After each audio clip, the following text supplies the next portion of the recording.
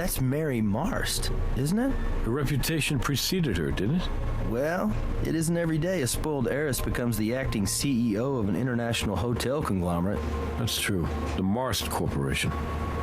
Mary was certainly Daddy's little girl. Well, this family has seen its share of tragedy recently. What is it, 2 years ago, Frank Marst and his wife Ellen died in a skiing accident over in Europe?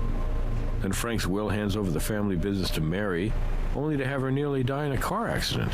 She suffered second and third degree burns all over her body. I don't think she was expected to live, and that was over a year ago. Well, you gotta hand it to her. She always defied expectations. She was pretty tough. So tough, maybe someone just got tired of waiting.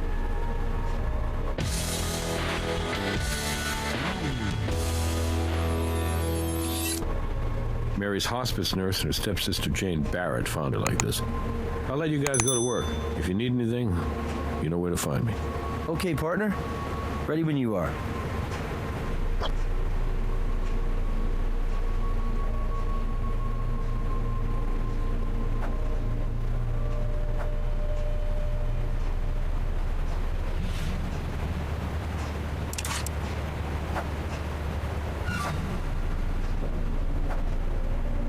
Shoe impressions? Left in mud? The mud's still moist, fresh.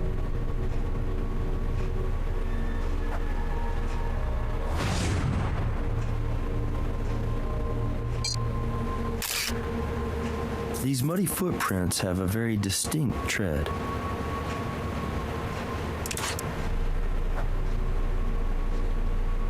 So once we've processed the scene, we'll call Robbins and arrange for the body to be transferred to the coroner's office. We'll get a better look at the body at autopsy.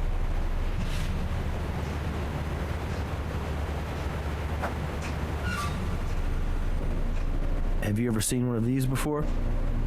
It's a device used with an IV to monitor a patient's dosage of medication. So it looks as though if Mary were experiencing some pain, she could just push this little button here, and the regulator would release a dose of morphine into her IV. You see this? There's a serial number right along the broken seam here. So if we put these pieces back together at the lab, we should be able to read it. Bottle of morphine. So there has to be a switch inside that regulator unit which prevents a patient from overdosing.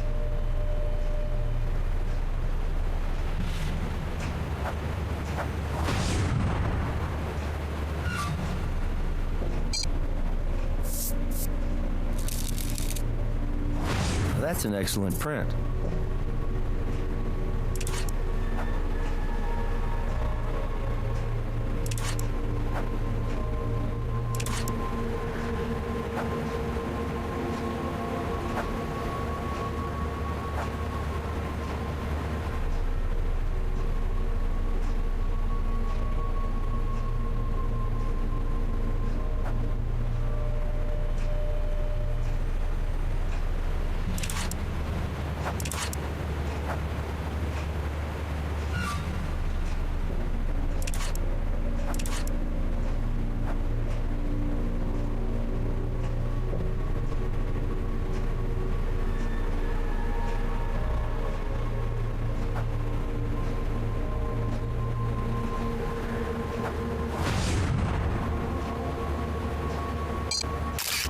We should compare these footprints to the ones we pulled from the next room.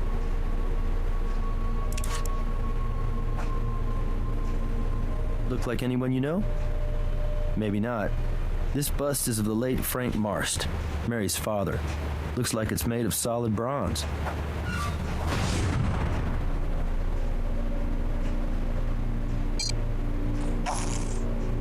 That's good. We'll be able to compare those marks back at the lab. Not bad for a preliminary assessment. What's next?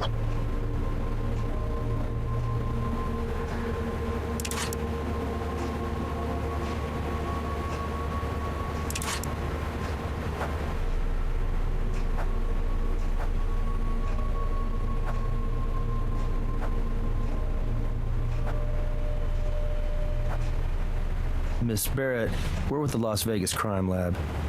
I know you're upset, but we'd like to ask you a few questions if you don't mind. Of course, officers. Whatever I can do to help. That's correct. Mary's nurse and I discovered the body this morning. 7:30 this morning, maybe 7:45? I'm not exactly certain. Yes, she was lying almost exactly like this, but the nurse and my brother John did try resuscitating her, so the body may have been jostled a bit. I made sure none of us moved anything else because I understand the importance of not disturbing a crime scene. Her morphine regulator was smashed. Mary couldn't do that. Poor thing could only move 2 fingers on her left hand. God bless her. I pray she's in a better place now. You'd think anyone living like this would want to die. Not Mary. She was a fighter, and she was a real inspiration to me. When I moved away from here, I thought I'd never come back. But after Mary's accident, I started flying in from LA every Sunday. I swear to you, as God is my witness, Mary wanted to live. Yes, I live in Los Angeles. I work for a public relations firm, but like I said, I fly out to visit Mary every Sunday. Yes, that's right. I'm sure you've heard of my stepfather, the self-proclaimed hotel tycoon. The bust is almost as imposing and impressive as the man himself.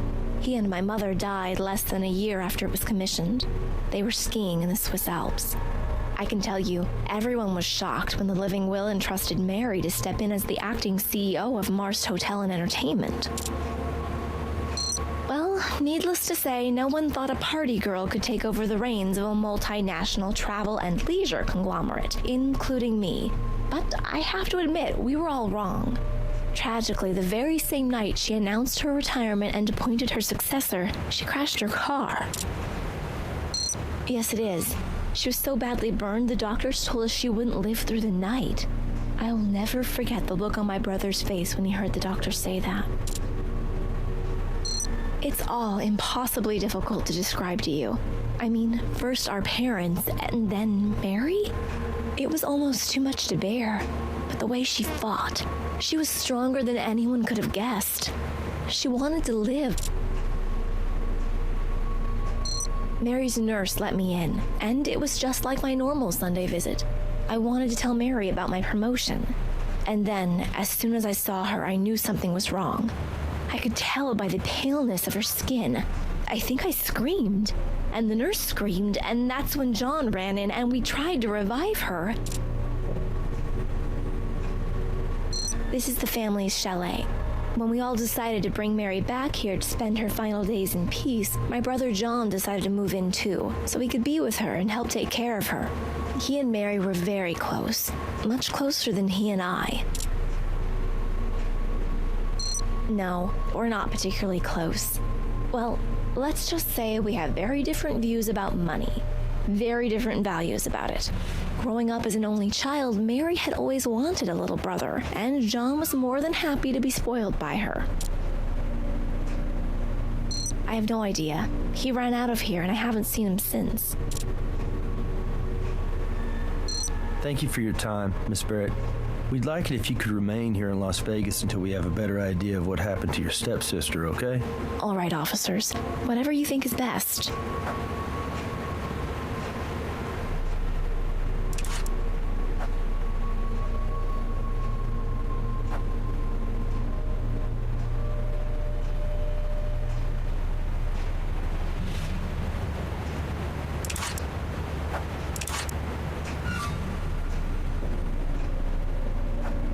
Excuse us, miss.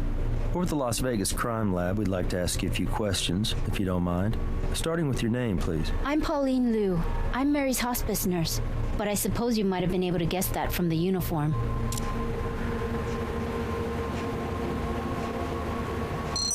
That is, or was, the unit which regulated Mary's morphine dosage. The mobility in the 2 fingers on her left hand allowed her to press the button on the regulator. By breaking the regulator, there'd be no control over how much morphine Mary was receiving. There'd be no way to monitor it. If Mary pushed the button too often, then a small safety latch inside the regulator would engage. The latch blocks any further signals into the mechanism dispensing the morphine. It's what prevents an overdose. Yes, and Miss Barrett, that's Mary's stepsister. She and I found Mary. Like this. About 7:45, I think. Miss Barrett visits us every Sunday and she usually arrives by 10 o'clock, but today she was early. She rang the bell about 7:30. Miss Barrett and I were together when we came into the room and found Mary just like this. I was just devastated. No, it's just not physically possible. Mary was burned over 75% of her body, and we're talking about burns which were second and third degree. The scar tissue is so extensive, her mobility had been limited to 2 fingers on her left hand. It's hard for me to say this, but I do believe Mary wanted to die. It's a miracle she survived the car accident, but the quality of her life from that moment on was extremely poor. It's difficult to imagine just how much physical pain she was in on a daily basis. We did as much as we could to ease that pain, but I know she's in a much better place now. Could she talk at all? No, the damage to her vocal cords was too severe, and she couldn't move enough to sign either. Miss Barrett once purchased a computer for Mary so she could literally talk through it. But even though you could operate the voice software with the touch of a button, Mary showed no interest in it. Are you familiar with the Nightingale Pledge? It's an oath nurses take, like the Hippocratic Oath. Part of it goes, I will abstain from whatever is deleterious and mischievous and will not take or knowingly administer any harmful drug. So in answer to your question, no, I did not assist Mary in ending her life. I have a small room at the house. Family prefers I refer to it as the chalet. Anyway, when the family hired me, it was with the understanding that Mary required 24-hour care. I can't remember Mary ever having a call button, actually. I used to just check in on her 4 or 5 times a night. But I stopped doing that a few months ago when the doctor was able to adjust the regulator to administer a dosage which allowed her to sleep peacefully through the night. I should have never have stopped checking in on her. Maybe I could have saved her. No, Mr. Barrett, John, Mary's brother, well, stepbrother, actually. I'm sorry, it's a little confusing. He lives in the chalet. He told me he moved in right after they decided to check Mary out of the hospital. She hadn't been expected to live very long, and they thought it would be nice for her to live out the rest of her days looking out over the waters of Lake Merritt. He spent a lot of time with her every day, talking to her, reading to her. They were very close. When we couldn't revive Mary, Mr. Barrett got very upset and left the house. I don't know. I took care of Mary, but I was not particularly close to the family. I tried to be as inconspicuous in their lives as possible. Yes, of course.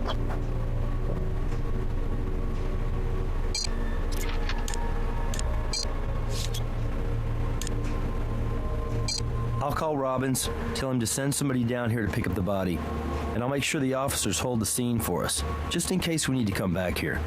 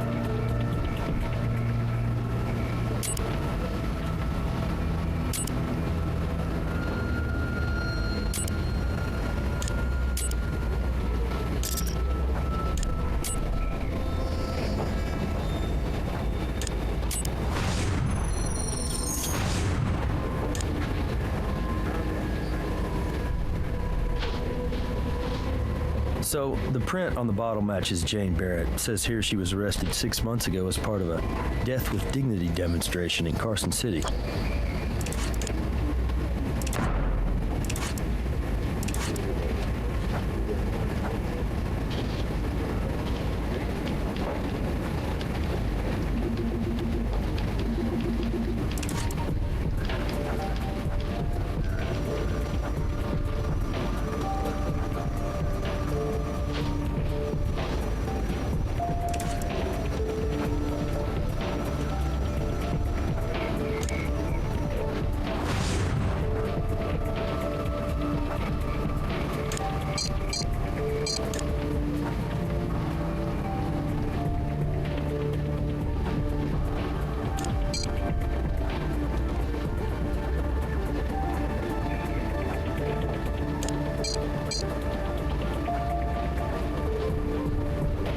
Alright, now we should be able to read the serial number. I'd collect those bits of metal too. They weren't part of the regulator.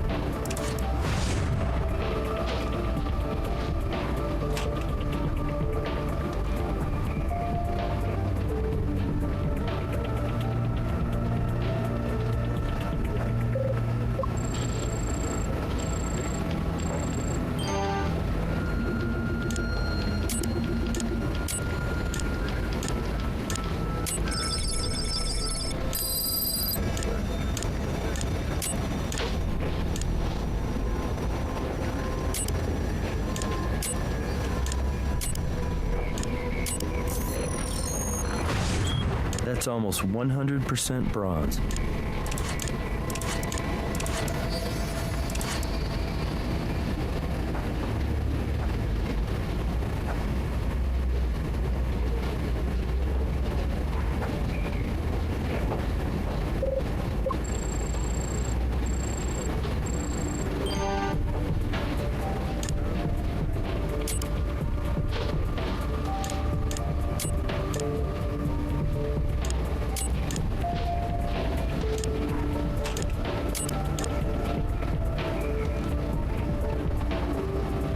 It's a match.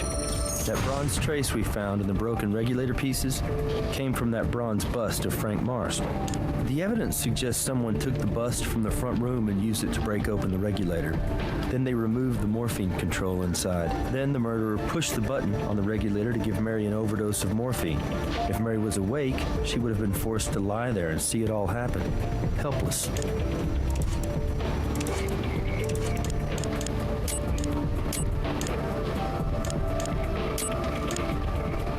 Same tread, same size.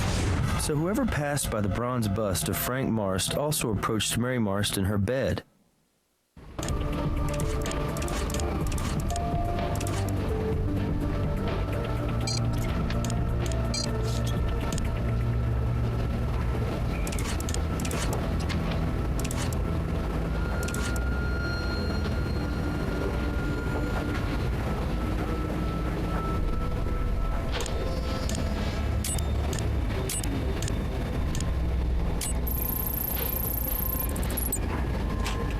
That's the record of Mary Marst's morphine usage.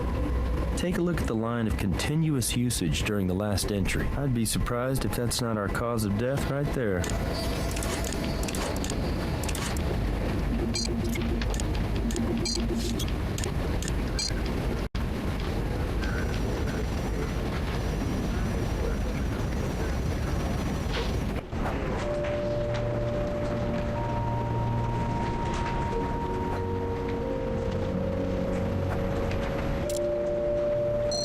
Based on what evidence?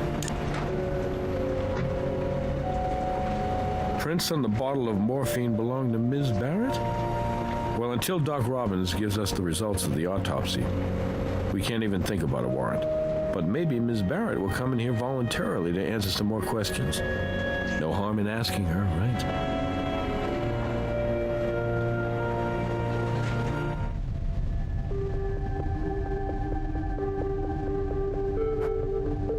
Thank you for coming in voluntarily, Miss Barrett.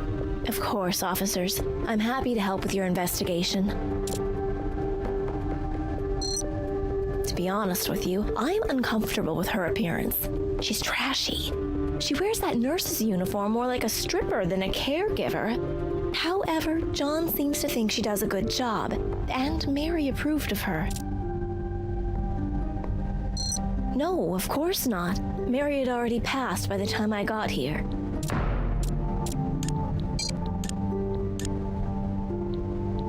Oh, I'm sorry. I thought you meant today. I did change her morphine when it ran out during my visit last week. Euthanasia? Well, it's one of those...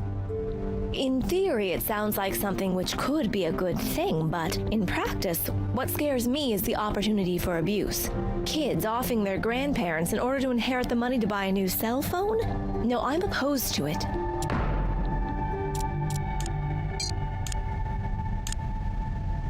Miss Barrett, are you aware that your fingerprints are on record because you were arrested 6 months ago at a Death with Dignity demonstration in Carson City? I wish I could chalk that up to youthful indiscretion, but obviously I was old enough to know better.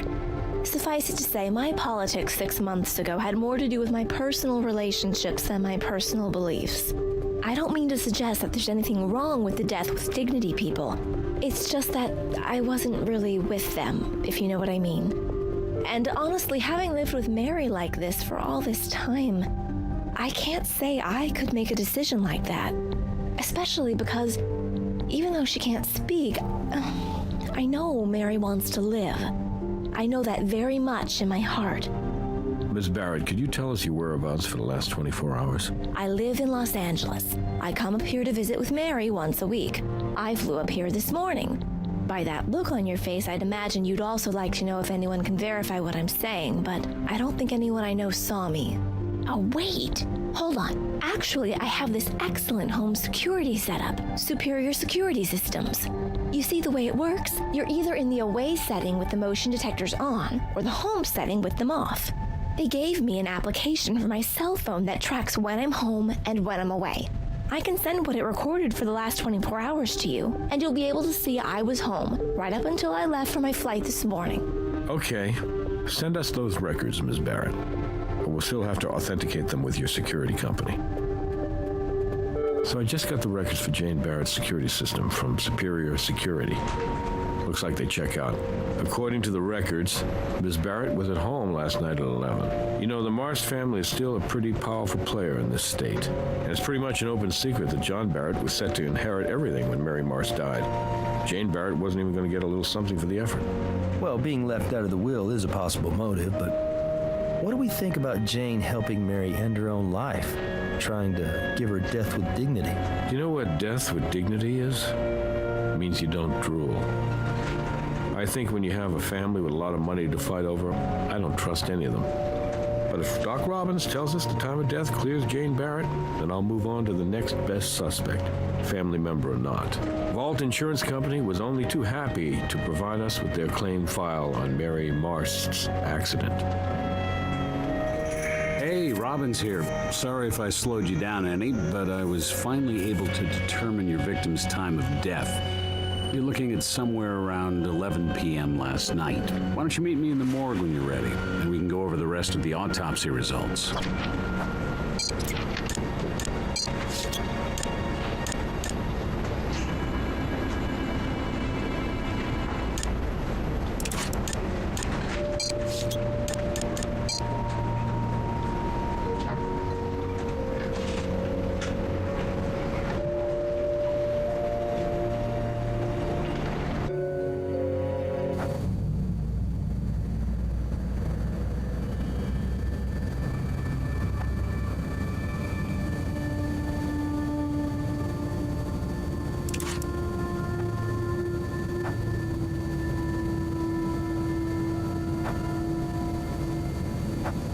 Thanks for waiting. Ms. Marst's previous injuries, which resulted in extensive hypertrophic scarring, made my job a lot more challenging than I'd expected. I'm sorry if I've slowed you down any. Just because something walks like a duck and quacks like a duck doesn't mean we shouldn't assume it's a duck.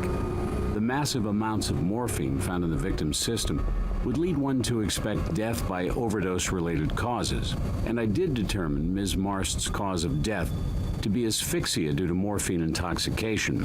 Because the extensive scar tissue in Ms. Marst's lungs was hypertrophic, it took a little while for me to distinguish the morphine as the root cause of the asphyxia, as opposed to a more general catastrophic failure of the respiratory system due to her persistent condition.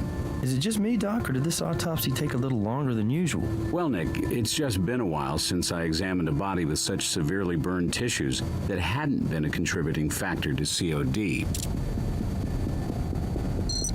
I estimate time of death to be somewhere around 11 p.m. last night. The problem I had with this one is, if you take a good look at the muscular atrophy, it presents like advanced rigor. These pressure ulcers and skin abrasions also led to some initial confusion over the degree of livor mortis.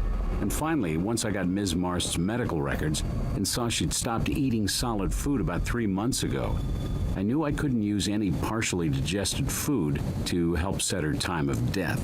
Man, you weren't kidding when you said this one was challenging. Yeah, but that's what keeps the spark alive in this job.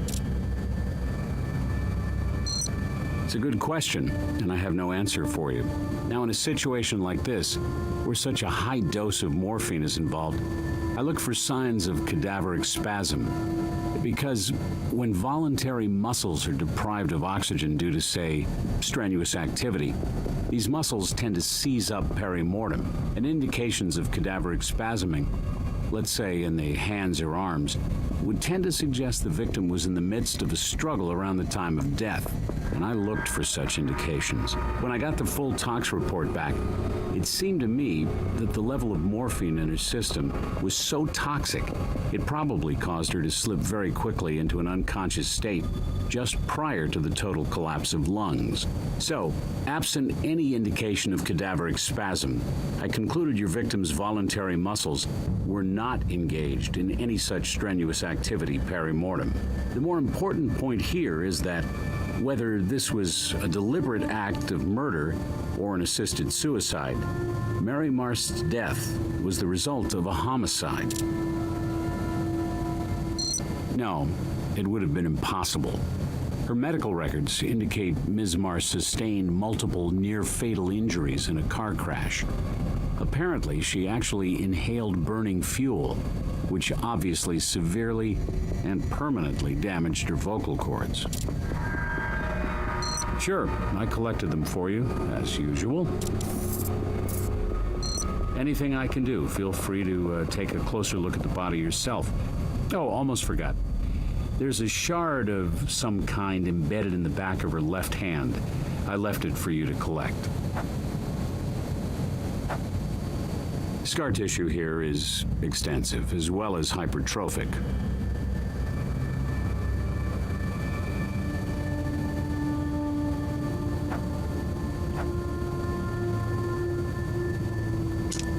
That's the shard I told you about.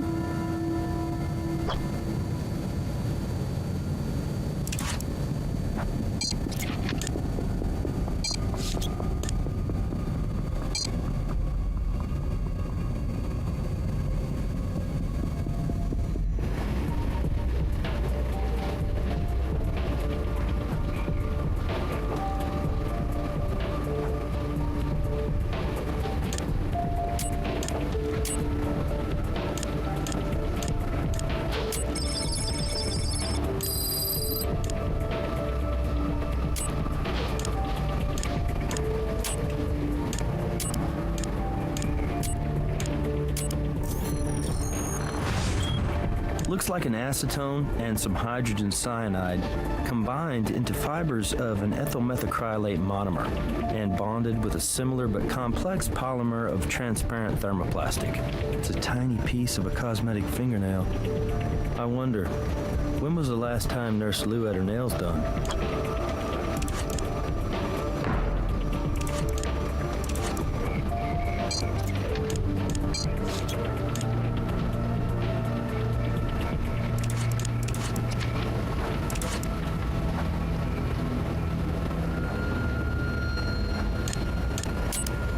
The Document Analyzer lets you examine documents for hidden content. Select a piece of evidence using the Evidence button to begin. Okay, so this pretty much backs up what Jane Barrett told us. She was home in Los Angeles last night. Pretty solid alibi. You may have something there. Jane comes to visit every Sunday, and every Sunday Mary's morphine usage becomes erratic. The records from Jane's security system indicate there was one Sunday when she stayed home. Now, don't you think it's odd she didn't happen to mention that one Sunday to us? It's also not reflected in Mary's pattern of morphine usage. It doesn't contradict Jane's alibi, but it's definitely worth keeping in mind. You've added a piece of evidence to the document analyzer. To find any hidden information that might be there, you'll need to adjust each of the 3 sliders. Select and drag the first slider until the hidden information partially appears. Repeat this for each slider until the hidden information is fully revealed. You will receive confirmation when you've found what there is to find.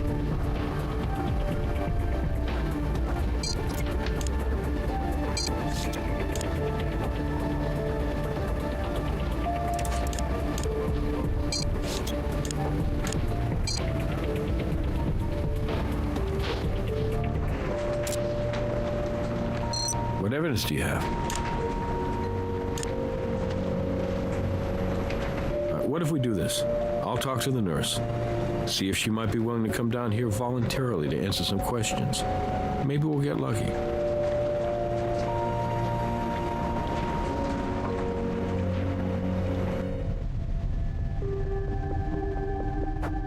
Nurse Lou, we appreciate you coming down here voluntarily to answer some questions. You're welcome. I don't think there's any more I can tell you, but I'd like to help you if I can.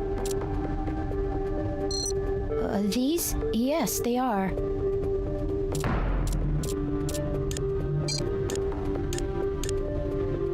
That's odd.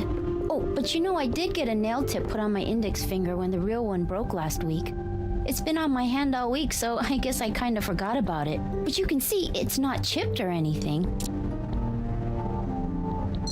I don't know for sure. I do know there's an area down by Lake Merritt where the family keeps their boat, and Mr. Barrett, he likes to go down there when he wants to be by himself. Given what's happened, I wouldn't be surprised if he's there now. Mr. Barrett would tell Mary about the boat in the lake and how it was the only real place in the world he could find any peace. He and Mary spent a lot of time together. He would sit there beside her and carry on a conversation as if she were talking right back to him. I wasn't eavesdropping, I just couldn't help but overhear their talks. Or his talking, that is. Mr. Barrett is my employer. He pays me to provide home care for his sister. Honestly, I can't say I really know Miss Barrett. When she came to visit, she would seem uncomfortable. But seeing someone you love in the condition Miss Marsh was in, well, it's very, very difficult. So I tried not to take anything personally. Thank you, nurse. We may call you in if more questions come up. I understand.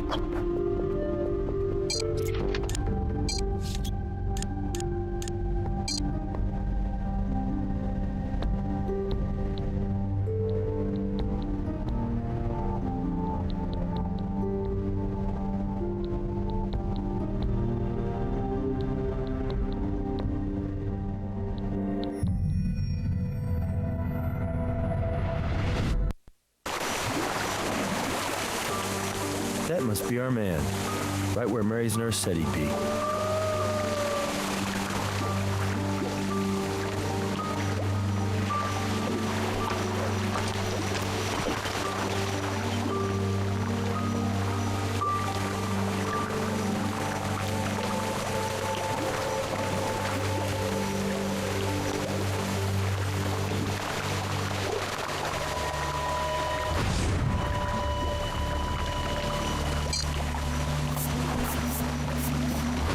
Well, no one will ever accuse you of not being thorough. I'd say you might be overdoing it a little bit, but it never hurts to practice, right?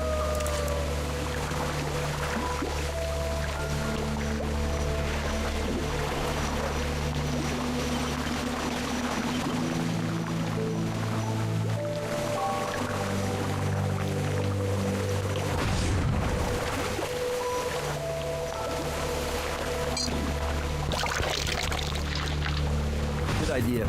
We can use the microscope to compare the mold against any prints we find.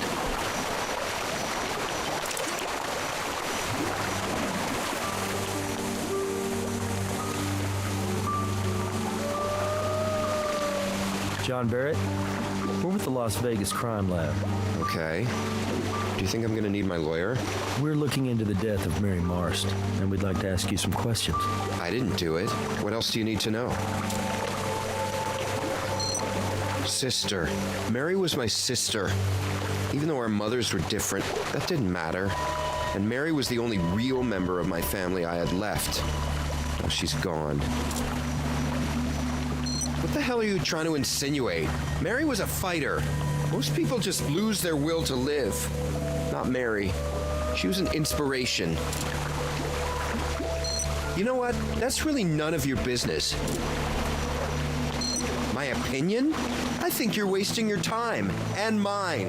My sister's gone, and your investigation isn't going to change that. I'm going to let you in on a little family secret. We have a real problem with authority unless we're invested in it. So any more questions you have, save them for each one of my lawyers. Yeah, give me a call. We'll grab a drink or something.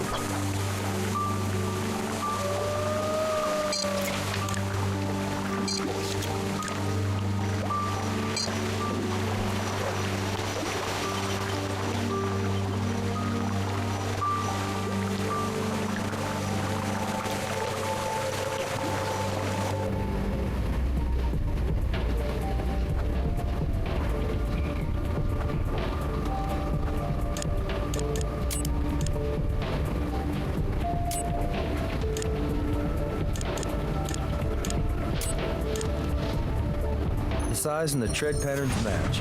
Our suspect was wearing these shoes. We need to talk to brass.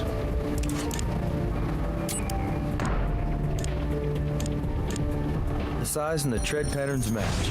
Our suspect was wearing these shoes. We need to talk to brass.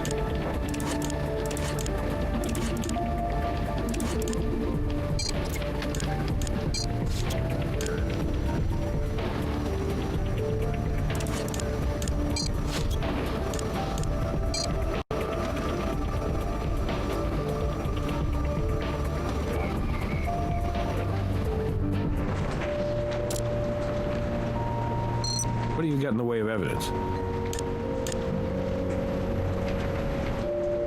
This is good. We can get a warrant to search the kid's room with this. Problem we have now is it's Sunday, which means the judge is indisposed on one of several possible golf courses. I'll have to chase him down to get the warrant to search John Barrett's room. Why don't you head back to the lab? I'll call you when I have it.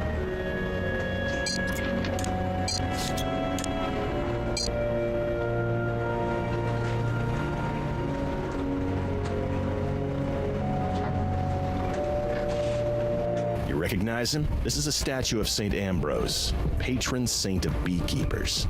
The statue belongs to Beatrice Salazar. At least it belonged to her back in 1982.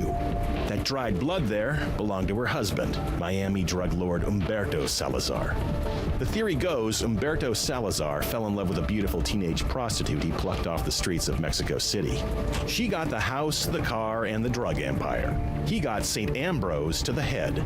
At the time, nobody could find any physical evidence to tie Salazar to her husband's murder, but obviously, we've come a long way since 1982. And that's where you guys come in. Salazar's grandstanding when she showed up the other day was just for show. Her DNA has been on file for a while. What are these white, pasty flecks? Adhesive from an evidence locker sticker. I just need you guys to pull her DNA off this statue, and if you can, that's the ball game. We've got her for murder.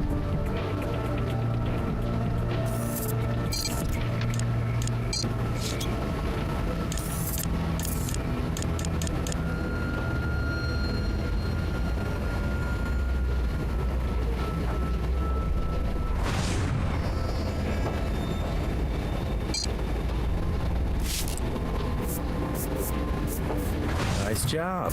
Now let's run the sample.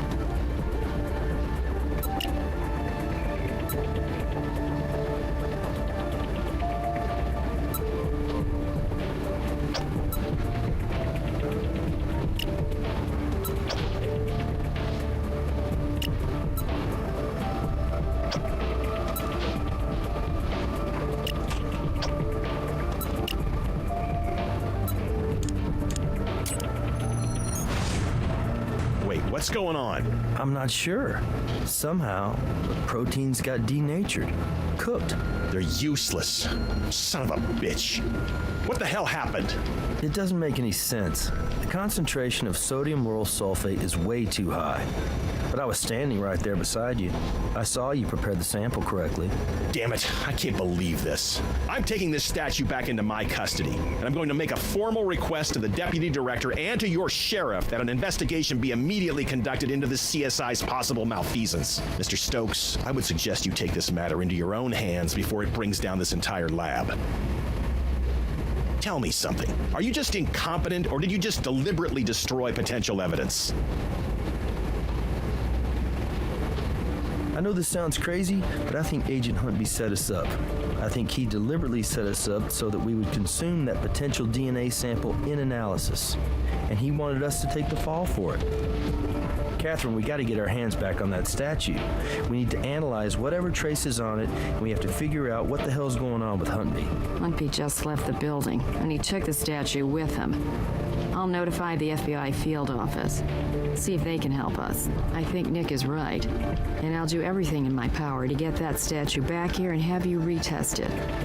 But until we can get this thing totally resolved, I think it's best for the credibility of the lab if I keep you off any cases pertaining to Beatrice Salazar. I understand you have another case you're handling right now. I recommend the two of you keep working on it. So, walk me through this again. Okay. We used a moderate concentration of sodium lauryl sulfate to lyse the cell walls. Okay. Cell walls open up, allowing us to extract the genetic material inside and prepare it for DNA analysis. Exactly. Except this time, for some reason, there was a much higher concentration of SLS than we normally use.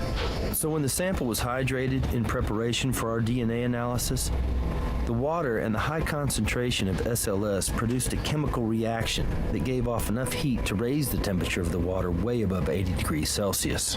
Which would have denatured the protein and destroyed the viability of the sample.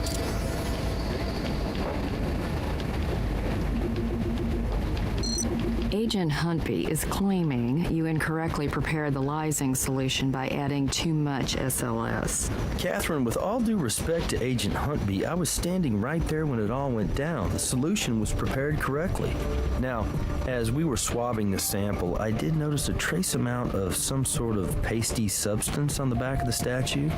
So I asked Agent Huntby about it, and he said it was just some glue residue from an identification tag. You know, you can create a paste with sodium lauryl sulfate, concentrated enough to have that reaction when hydrated. It's Brass. I finally tracked down the judge and got him to review and sign our search warrant for John Barrett's bedroom. It's a go.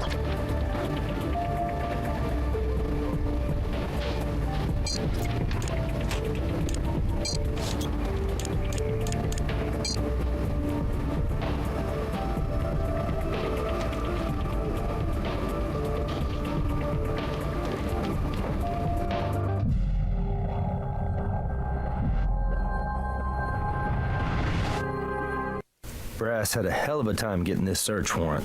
Let's not waste it. Stay sharp.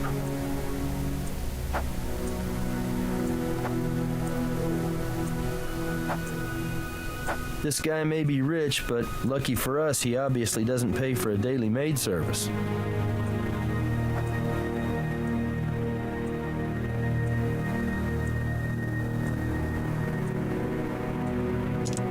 Look what we have here. Cosmetic fingernail, which looks as though it's fallen off, and taken a bit of the real nail with it.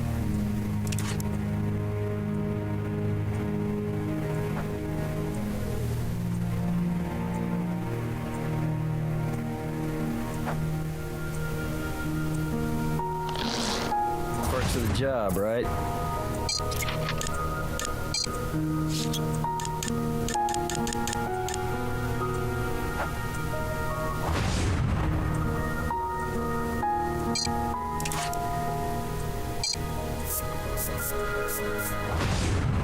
That sample may allow us to positively identify who the nail belongs to.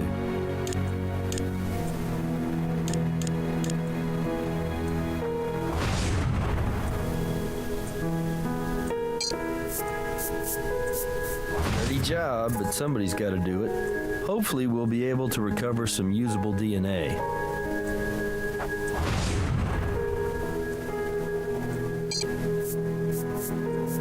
If we're lucky, we'll find out if she had a partner.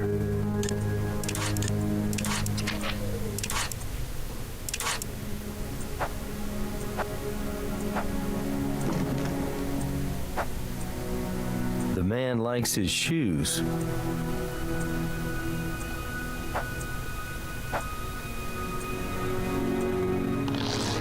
Mud on the shoes looks like it hasn't dried. It's fresh.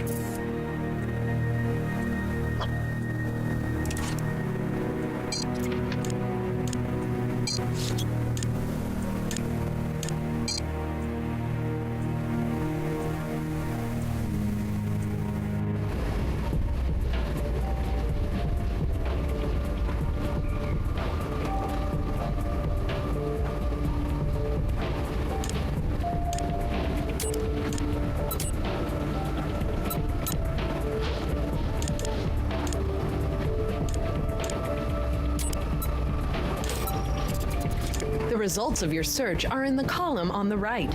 Select one to continue.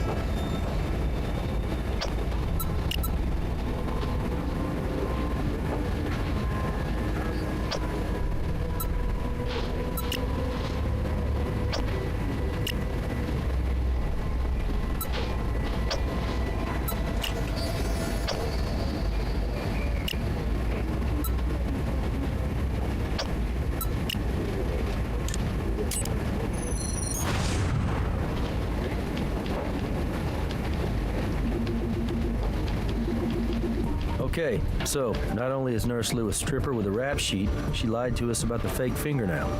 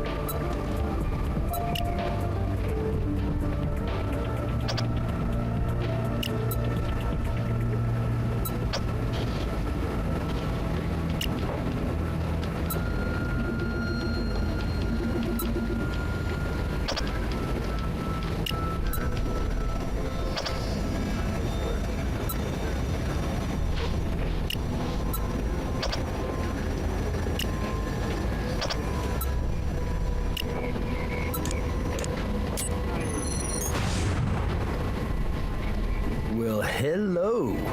It's always the naughty nurse, right? Not only does Pauline Lou have a work card because she's been a dancer at various gentlemen's clubs around town, but she also has an arrest for solicitation on her record. Looks like John and Nurse Lou didn't want us to know about their little relationship. Do you want to tell Brass, or should I?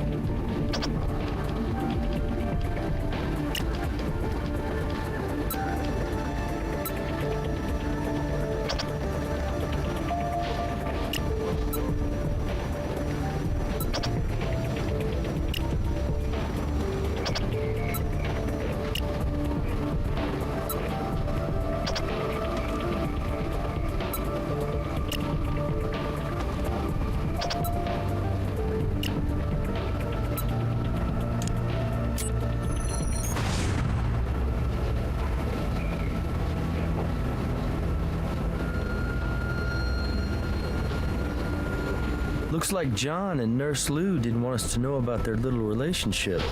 Do you want to tell Brass, or should I?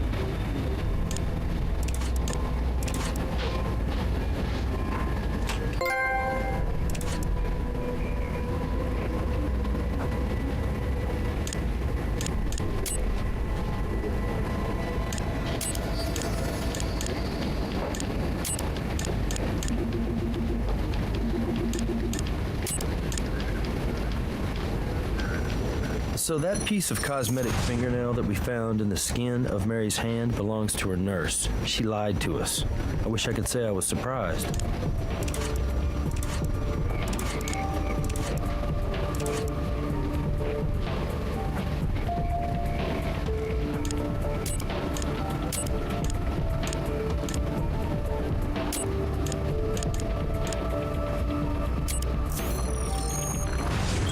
They're a perfect match.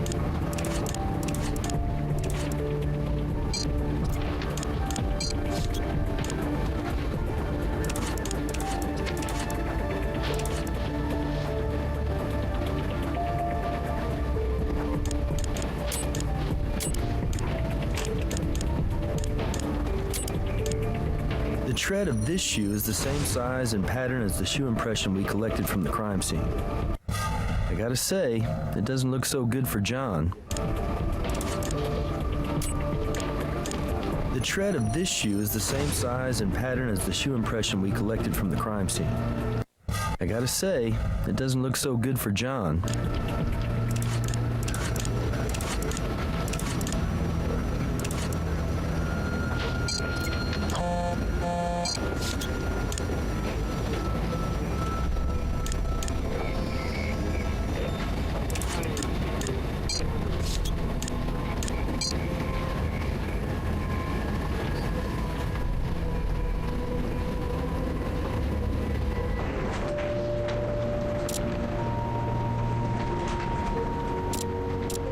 What evidence do you have?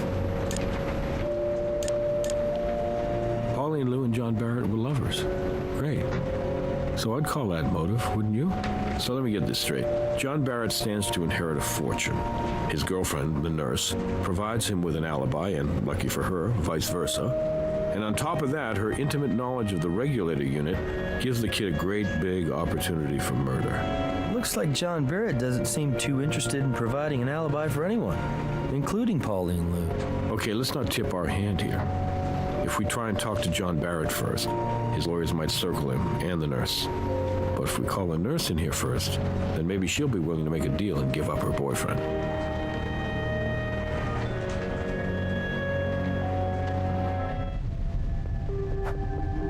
I'm very confused by this situation. I've tried to be very cooperative.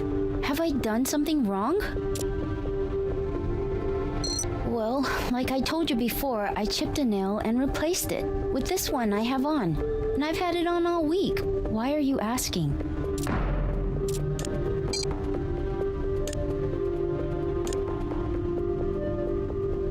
Pauline, we found your DNA on a cosmetic fingernail. That's right. You know what? When I first broke my nail, I put on a different replacement. But I didn't apply it right, so then I put this one on. In fact, I didn't even put this one on. The woman who does my nails did. But I don't see why any of this matters, because that was all like a week ago. Why are you asking me that? I'm a registered nurse, and Mr. Barrett hired me to provide hospice quality care to his sister. Pauline, I'm going to ask you again. What is your relationship to John Barrett? I think you know why I'm asking. Because according to the semen and vaginal contributions we found on this underwear, you and Mr. Barrett were very intimate. At least on one occasion. It's true.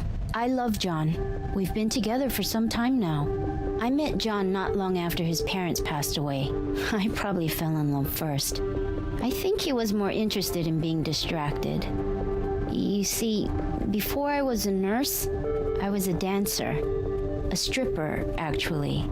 It's not something I'm proud of, but it's not exactly something I'm ashamed of either. It paid my way through nursing school. I'd always dreamed of being a nurse. And it brought me to John. but I never quite had enough confidence, or I don't know. Maybe I just didn't have enough experience to pass my certification tests. John was the only one who ever believed in me. He's the most sensitive, caring man I've ever known. Pauline, you've been telling us this whole time that you're a registered nurse. Yeah, well, for all practical purposes, I am. It's just that I don't actually have this certification yet, and I didn't want to get John into trouble for having hired me. Look, I swear to God, that's the only reason I tried to hide our relationship from you. Look, all my life, all I've ever wanted to do is be a nurse and help people. I couldn't bear the thought of being barred from the profession for good because of this. As Mary's nurse, you definitely had what we like to refer to as opportunity. You following me? Okay, now since you and John had a little thing going on, and he stood to inherit the family fortune if and when Mary died, well, that gives both of you motive. What really complicates things is that you've told us two different stories. I'll tell you what, Miss Lou. We're all reasonable people. We know you and John are in this thing together. That's why we're prepared to offer you a deal. Testify against Mr. Barrett, and we'll make sure that you do the bare minimum of jail time. What do you say? No, please, I'm innocent. You've got to talk to John. He'll tell you. We were together all night. I swear to you. You lied to us, Pauline. Now it's kind of hard just to take you at your word. And since John's not talking, we're really going to need your help to find something to back up your story. If John knows what's going to happen to me, he'll talk to you. I know he will. He's a very complicated man. Before her accident, Mary gave John a gift. It's a goofy little thing, this little finger puppet. It was like this private joke between the two of them. But then when Mary got hurt, that stupid puppet began to mean the world to John. He would hold it at her bedside and try to make her laugh with it. But last week, the puppet got lost somehow. I'd been cleaning up and I must have misplaced it, but John went ballistic. I mean, you'd have thought I'd run over his dog. Anyway, day before yesterday, I found the damn puppet. I was thrilled. I went down to the lake, down by where they keep the boat, and I was gonna surprise John with it, but before I could say anything, he started screaming at me. And that's when I threw that stupid puppet away. For good. Well, not exactly for good. I tried throwing the damn thing in the lake, but instead I ended up tossing it into the family's boat. Okay, this is the crazy part, and the whole reason I'm telling you this. I think if John gets that puppet back, then he might be able to open up to you guys. He's missing Mary so much. He just needs to have a piece of her back, and then he'll open up and tell you everything you need to know. I'm sure of it. That's all for now. Thank you.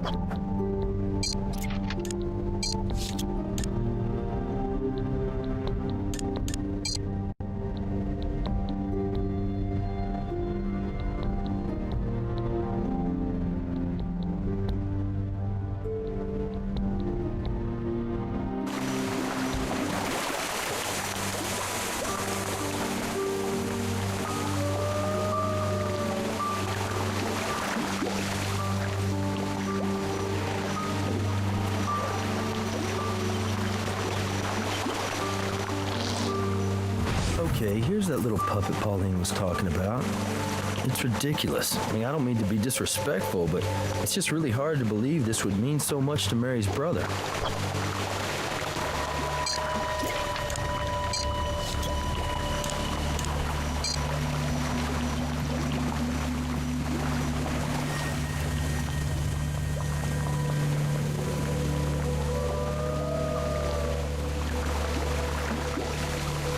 Looks like John's come out of hiding. Oh, God. Where did you get this? We understand it has a lot of sentimental value for you. It does. It may seem silly to you, but it means a lot to me. Thanks. This finger puppet, this dumb, ugly little finger puppet, is proof I killed my sister. She gave it to me just before the accident. And then afterwards, you know, I'd put it on her finger and she'd make me laugh. It disappeared a week ago, right after I made Mary promise me she'd keep living. For me. Because I could tell in her eyes she wanted to give up. She was tired. I couldn't let her go. When I thought I'd lost this puppet, it suddenly occurred to me that instead of convincing Mary to stay with me, I'd actually pushed her into leaving. I killed her. Someone else may have helped her, carry it out, but it's really my fault. John, I don't understand something, and I don't mean to be insensitive, but how would you know what Mary was thinking? She couldn't speak. She could hardly move. How were you communicating with her? We both knew Morse code. We'd tap into each other's palms. It's almost like how Helen Keller used to communicate. Mary knew Morse code. Yeah. For laughs, she'd tap out the things that bothered her on the regulator button because she knew it would cut off after a certain point. She complained about blisters and cramps. Jane. Jane? Yeah. Mary told me every Sunday at some point she'd get so bored when Jane came over that she'd spell her name out with the regulator button. It's like the finger puppet. Stupid, but funny. I really miss her. We need to get back to the lab and review those regulator records. I think we may have overlooked our best witness. Look, officers, this is a really terrible time for me right now. I'm sorry for lashing out at you. I realize you're just doing your job. I lied to you about one thing. If someone did this to Mary, I want to know who. I'll help you. In any way I can. Ask me whatever questions you need. I could talk about Mary all day if you wanted me to. That Pauline wasn't actually a registered nurse? Yeah, Mary knew. She didn't have a problem with it. She liked Pauline a lot. She also knew how I felt about her. I think Mary probably thought I could do better than an ex-stripper, but she was happy that I was happy. Everyone knew we were a couple, including Jane. I love Pauline, and I know she would never do anything to hurt Mary. And even if Mary had wanted Pauline to help end her life, even if Pauline had found some way to communicate with Mary about that, she would have come to me first. Whatever you think you have on Pauline, I'm telling you, you're wrong. Pauline doesn't know Morse code. How could Mary have asked her? I know you probably think I'm blinded by love or something, but Pauline couldn't have been the one who ended Mary's life. Pauline and I were home all night. We got back around 10, and then we basically crashed in our room till morning. It's not really much of an alibi, right? Nobody saw us, nobody called us, but it's the truth. I understand you have to ask me that question, but it still hurts. And the answer is still, no, I did not kill Mary. You see, John, the problem is, absent you having an alibi we can confirm, the evidence we have right now suggests that you had both opportunity and motive in your sister's death. What evidence? Well, for one thing, we found a shoe impression beside your sister's bed. It was left in fresh mud. We were able to match that impression to the shoes we found in your bedroom, the ones which still had caked mud on them. Wait a minute. Think about it. If I was really gonna kill Mary, why the hell would I track mud all over the house and leave my shoe print where you guys can find it and match it right back to me? You ever hear the expression consciousness of guilt? It means deep down, you might have subconsciously felt guilty for doing what you did. I didn't do what you think I did. The thing is, I have another pair of shoes just like those. I keep them on the boat. Somebody else could have used them. Somebody who wanted to make it look like I did it. Now, the weird thing is, I keep those shoes in a locked cabinet. But here's the key. Go check it out. Jane. My sister and I don't exactly get along anymore, but between the two of us, I'm the one capable of murder, not her. Jane and I aren't very close. When we were growing up, she was cruel and distant, and she was really judgmental, and she was always the victim. But I did appreciate how she tried to be with Mary after the accident. I can't see Jane doing anything to harm Mary. At worst, she would have just stopped showing up.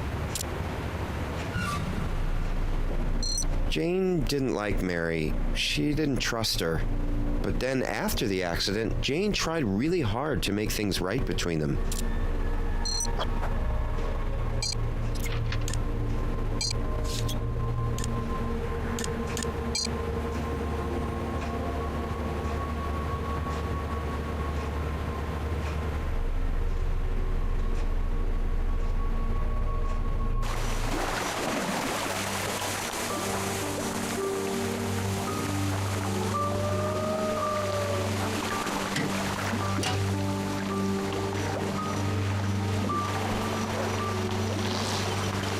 same size and brand of shoe with mud on them, right where John told us they'd be.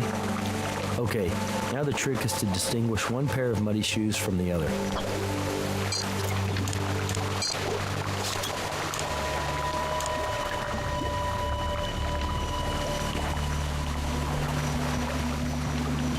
Good catch.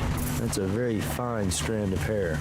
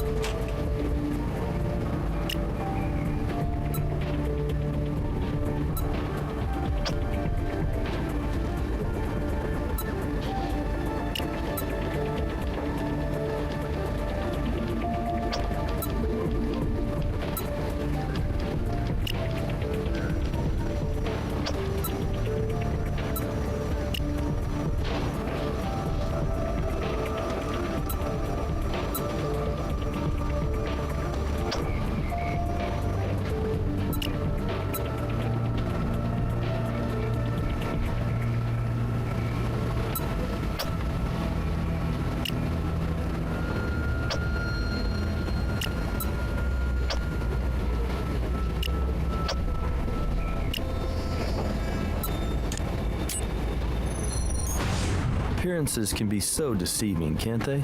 That's Jane Barrett's hair. You know what? That crime scene was staged. We need to talk to Brass.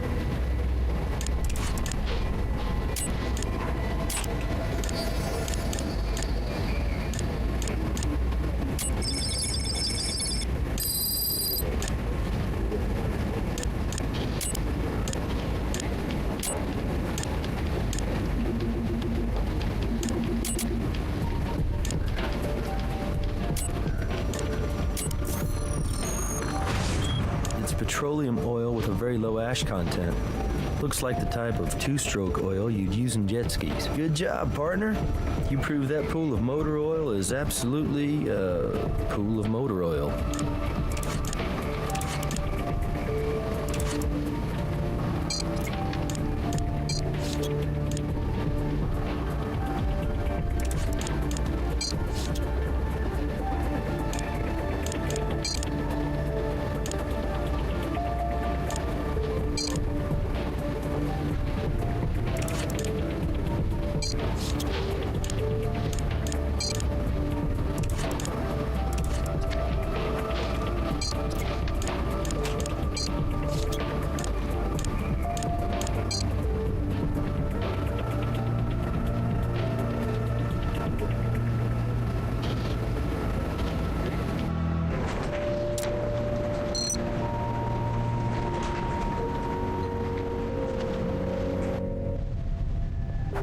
I don't understand. Why am I being brought in like this? I told you before I was at home in Los Angeles.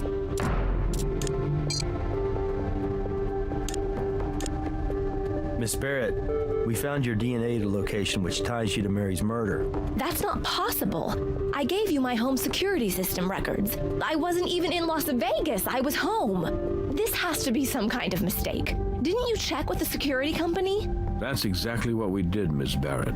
You, and everyone we talked to, mentioned how you would always pay Mary a visit every Sunday. But when we reviewed your home security records, we noticed one Sunday when your system listed you as home all day. I have an explanation. That is, May we see your phone, Miss Barrett? I'm going to get a search warrant for your home in Los Angeles, Miss Barrett. I'm going to have LAPD turn over the place and tell me exactly what they find. May I save you the trouble, Captain? You won't find anything there. You have no case. Just because I wasn't home doesn't mean I murdered my stepsister. That's actually quite a remarkable leap of imagination. And I would guess those don't usually play very well in front of a jury. I just heard back from the LAPD. They searched Jane Barrett's Lost Hills residence from top to bottom. Found nothing. Look, maybe Jane didn't want to risk traveling around with incriminating evidence on her, so she stashed it around here somewhere. All I'm saying is, it's worth looking into.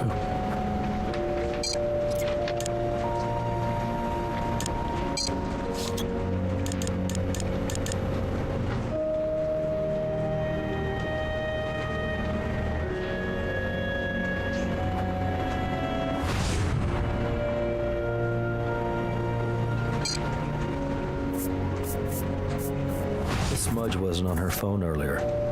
It's not sticky, it's viscous, like oil.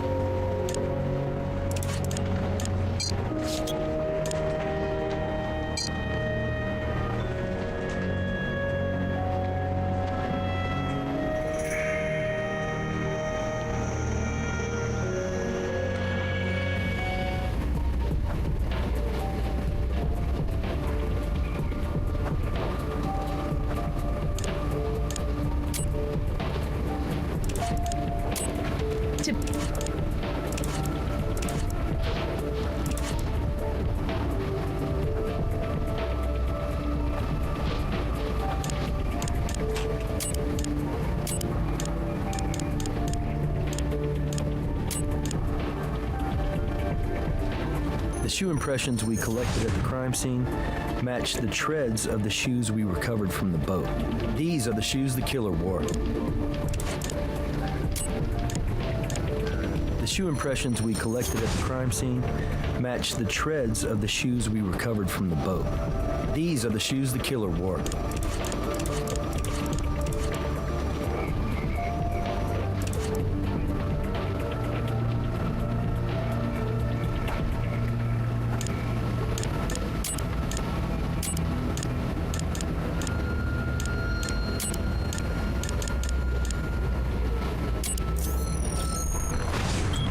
Petroleum oil with a very low ash content.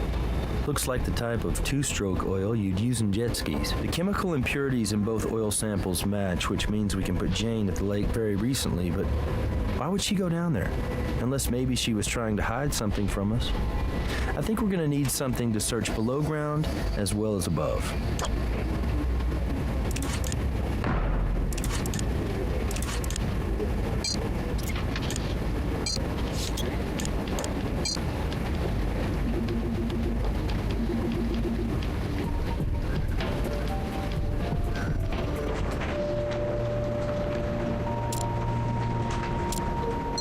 Ah, yes, the ultrasound device. It's impressive, but it's also expensive. Let's just be sure we really need it before we start wasting valuable resources. This evidence places Jane Barrett in proximity to that pool of motor oil. Okay, I'll get you that ultrasound device. Let's see if we can find out why she was there.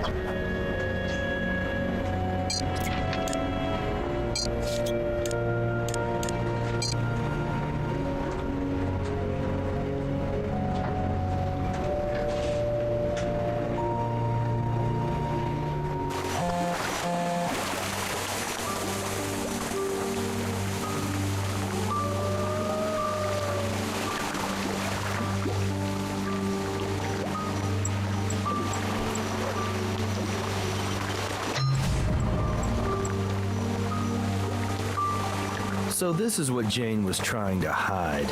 A hammer. She buried the hammer right on top of a wrench, which looks as though it's been down there for a while.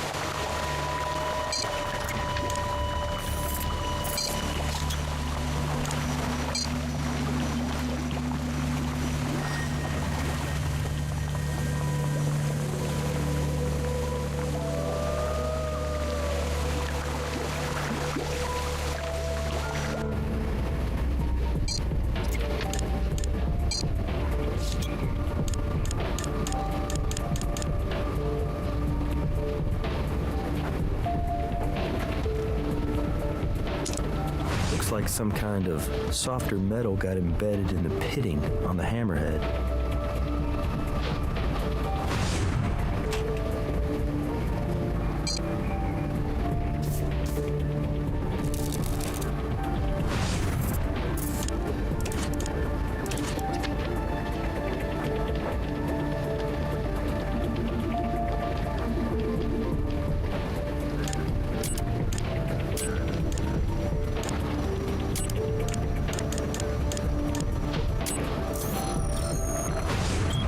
These particles are bronze, and they're a perfect match to the bronze that the bust is made out of. The bronze particles didn't come off by smashing the regulator.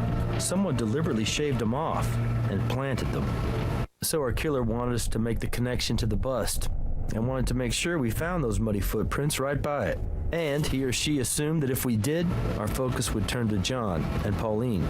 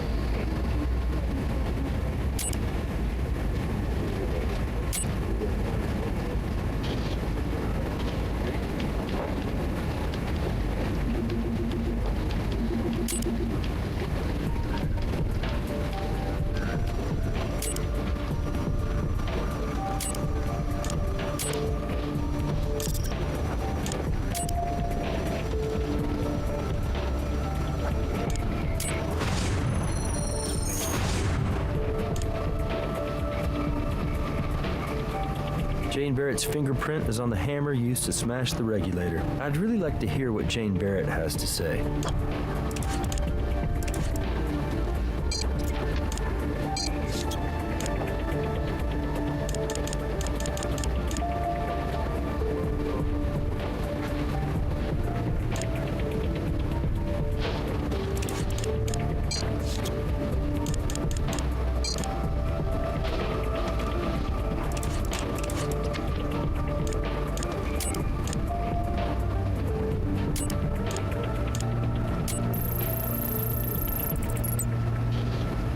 So here's what's bugging me.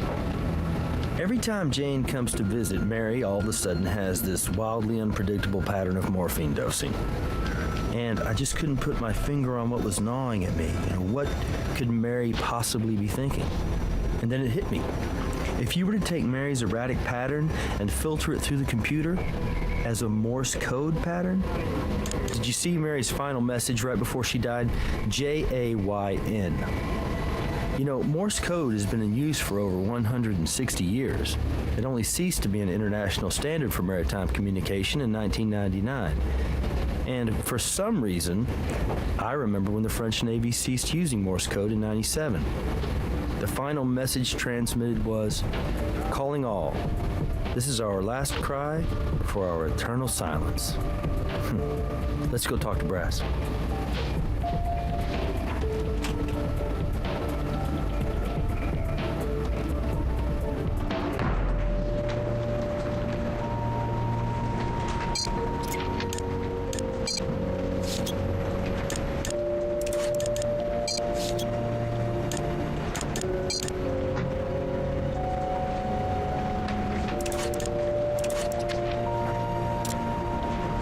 What do you got in the way of evidence?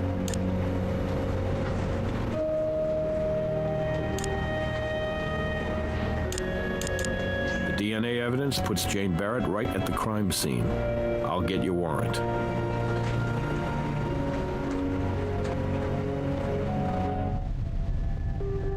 You didn't find anything, did you? I tried to save you the trouble. So is that it, officers? You'll never really know, will you? Here's your fingerprint. We found it on the hammer you buried by the lake. The same hammer you used to knock off a piece of that bust. The one you planted with the broken regulator. I'm just curious, Jane. Why the bust of Mary's father? Did you resent the Marst family that much?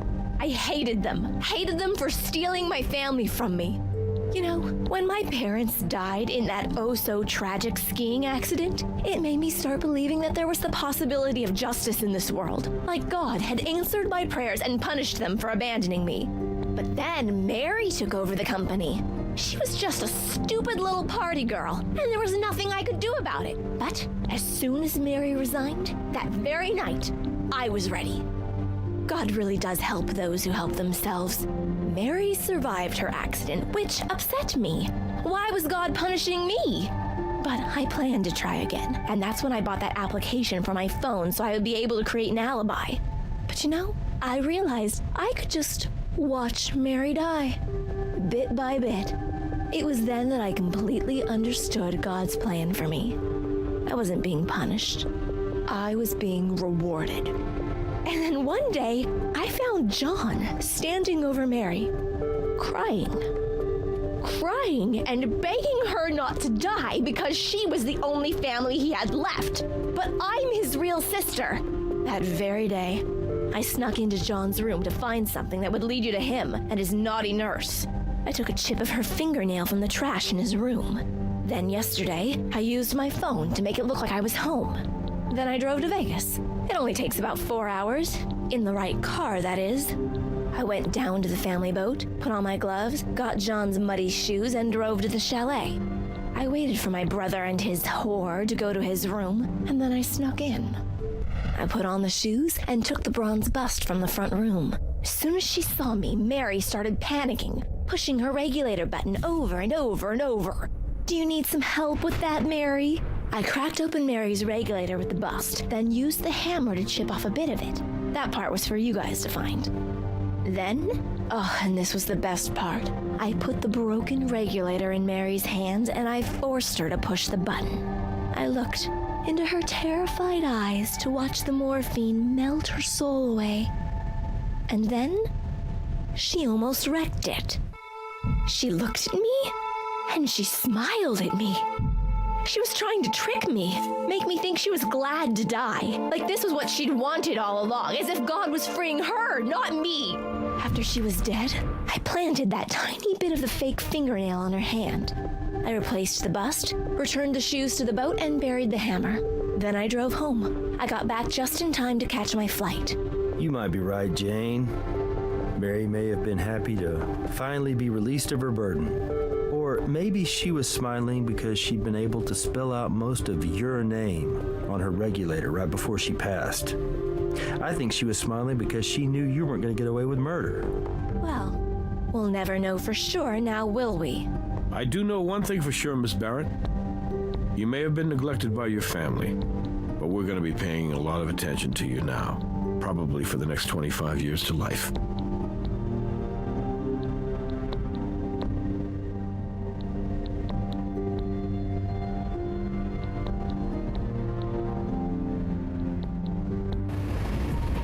Very good work, you two.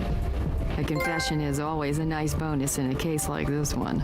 Technically, 2 confessions. One for last night's murder and another for last year's attempted murder. You keeping score, Nikki? I just think my partner here deserves full credit for chalking up 2 scores. And I think it should go a long way towards breaking up that cloud hanging over the team because of Huntby. You let me worry about Huntby. I'm telling you, Catherine, he's dirty. Good night, Nikki.